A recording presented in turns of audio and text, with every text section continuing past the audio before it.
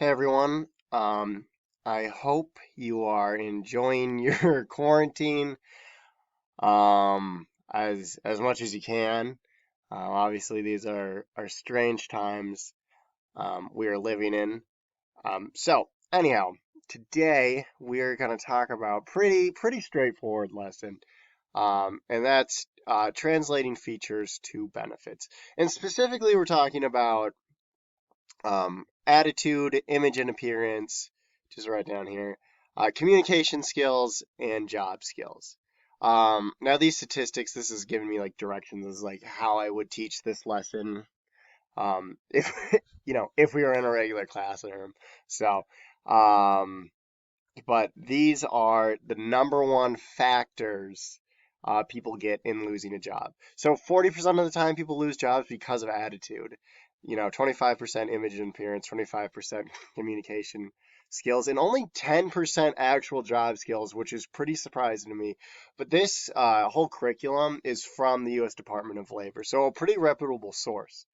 Um, so really, as cliche as it sounds, attitude, all this stuff matters. All this stuff obviously matters, but attitude is a huge part of keeping a job, um, and maintaining a job. And so that's really what um, these questions are really what you're going to be answering for the exit ticket for the grade on this assignment. Um, is attitude, do you and demonstrate confidence and enthusiasm? Are you early, are you on time or early? We can just go through the thing I made. Yeah, and with the caveat to attitude is, and sometimes I don't think these curriculums are always super realistic about attitude, so I wanted to go into it a little bit. um is you sometimes when you're when I'm reading this curriculum and I'm trying to teach you guys about this, it's not as realistic as I would like it to be. Um, do you, especially when it's talking about like enthusiasm, and that sort of thing, you should always have and strive for a positive and a confident um, outlook with your job. But with that being said, I think we also need to be realistic. Um, we're not always gonna have the best days. We're not always gonna show up to work and everything is going your way. You're gonna have days where you rolled out on the wrong side of the bed, or there was some sort of family emergency, or something awful happens, and that's just life. We all have things um, we're dealing with. However, I'm not saying if you're having a bad day you should go ahead and be rude to your coworkers. That's not gonna get A, win you any friends, and B, that's not gonna do any favors for you. You want your coworkers to like you. If coworkers like you, you'll have A, just a better working environment, but B, you'll have more opportunities for promotions.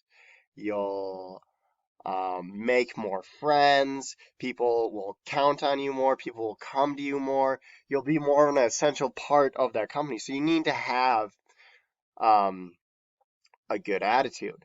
So let's say it's something like you woke up and you're just not feeling it and you just have a negative mindset. Then, I'm gonna refer you to the old fake it till you make it scenario. um, uh, you just gotta pretend a little bit that you're having a good day, that you're just gonna push through these feelings and you're gonna be all right. Okay. Um, but what you can also do, and this also applies to more like family, like tragedies. Let's say someone passed away in your family who was close to you, or your car won't start, or something like that. Your coworkers are human too, right? So I think it's within reason and appropriate to go ahead and say, "Hey, so and so coworker, hey boss, hey whoever, Um, I might not be as approachable today. I might, seem a little aloof. And you can either, if you're comfortable enough, you can tell them, you know, someone in my family passed away, or whatever the problem is. Or you can simply just leave it as, I had a hard day. I'm having a hard day. And I think that is understanding. That's reasonable, and that'll set you up for success in the long run because now, um, if you just didn't tell anyone anything and just came in and was like crabby to everyone and, off-putting to everyone, well, they're gonna be like, well, so and so, your coworkers would be like, well, you know what, this person's like a mean person. This person's a rude person. I don't like working with this person. And that would quickly spiral, into making you not look good, even though, at the end of the day, it's not really about them and they're not the problem. Is that, but they don't know that. So, but if you go and communicate that and they're like, hey, I'm having a hard day, then people are going to be like, oh, okay, something happened with so and so, so that's why. And you give them that explanation. That's going to make you look a lot better. So yeah, went over attitude kind of in depth because it is what you're most likely to get fired for, according to the U.S. Department of Labor. So, appearance, answer these questions honestly, guys. Um, confidence and really, I don't need I just need like bullet points. I don't like pretty much all the other assignments. It doesn't need to be a super in-depth thing. But appearance. Do you wear too much perfume or cologne? Are your clothes wrinkled, inappropriate for the work environment? Yeah, I mean, I think you guys know this at this point. Don't wear, you know, a, a slip knot. I don't even know if you guys know what that is. Shirt to, uh, uh, professional office setting, or even, I don't think you guys would wear something super inappropriate that talks about drinking or doing drugs or something like that to a uh to some of the places you work at, like Goodwill, for instance. So make sure you're dressing appropriately. If the job you're at wants you to wear a suit, well, tough, you're going to wear a suit. And then maybe in the future, if you really hate wearing suits, you can go ahead and talk to the boss about, hey, maybe can I at least switch over to like polos or whatever in the future. But yeah, wear what they need. Make sure you're not wearing too much cologne or perfume. You usually, if you're going to go the cologne perfume route, you usually just need like a dash of it, and then you kind of run through it, and then you're good. Don't case yourself in it. No one wants to, you're going to give people headaches at that point. At the same time, make sure you're wearing deodorant and stuff. Obviously, you don't want to be the stinky person at work.